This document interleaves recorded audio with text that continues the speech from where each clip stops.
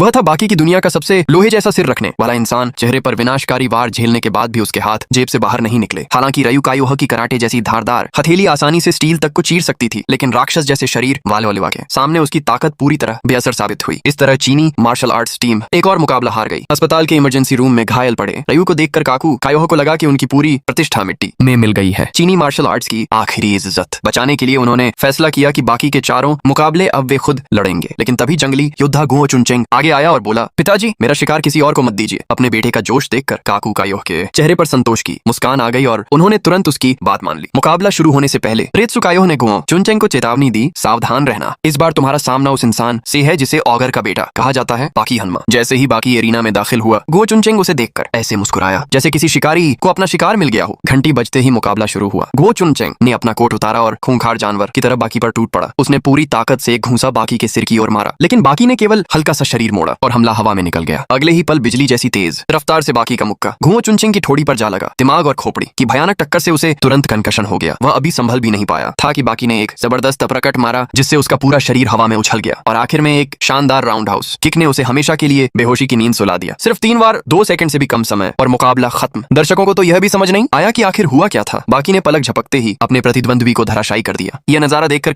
कायोह के चेहरे पर गहरी निराशा छा गई। उन्होंने गुस्से में अपने बेटे से कहा, आज के बाद कभी मत कहना कि तुम मेरे बेटे हो। लगातार 2 हार के बाद चीनी मार्शल आर्ट्स टीम अपने सबसे अंधेरे दौर में पहुंच चुकी थी। अगर अब रेत्सु कायोह भी हार जाता तो 4000 वर्षों की चीनी मार्शल आर्ट्स की विरासत पर हमेशा के लिए सवाल उठ जाता। लेकिन रेत्सु को अपनी ताकत पर पूरा भरोसा था। इस बार उसका सामना जापानी कराटे के महान योद्धा जो कायोह से होने वाला था। घंटी बजते ही रेत्सु ने लड़ाई की मुद्रा बना ली, लेकिन तभी उसका प्रतिद्वंद्वी मुस्कुराते हुए आगे बढ़ा और दोस्ती के संकेत के रूप में अपना बायां हाथ बढ़ा दिया। रेत्सु ने सम्मान दिखाते हुए उसका हाथ थाम लिया, लेकिन सामने वाला बेहद चालाक निकला। हाथ मिलाते ही उसने अचानक हमला कर दिया। फिर भी रेत्सु ने गजब का संतुलन दिखाया और गिरने से खुद को बचा लिया। उसने अपनी जबरदस्त शारीरिक ताकत का इस्तेमाल करते हुए प्रतिद्वंद्वी को कूड़े की तरह उठाकर दूर फेंक दिया। जमीन पर गिरने के बाद भी वह बेशर्म इंसान फिर से मुस्कुराते हुए हाथ मिलाने के लिए आगे बढ़ गया। रेत्सु ने बिना डरे एक बार फिर उसका हाथ पकड़ लिया, लेकिन इस बार भी उस धूर्त ने धोखा दिया। उसने अचानक एक जबरदस्त थ्रो लगाया और रेत्सु को जमीन पर पटक दिया। इसके तुरंत बाद उसने आर्म लॉक लगा दिया। एक भयानक आवाज के साथ रेत्सु का दायां हाथ टूट गया। यह दृश्य देखकर एरिना में बैठे दर्शकों का खून खौल उठा। गुस्से से भरे लोग अपनी सीटों से उठे और रिंग की ओर दौड़ पड़े।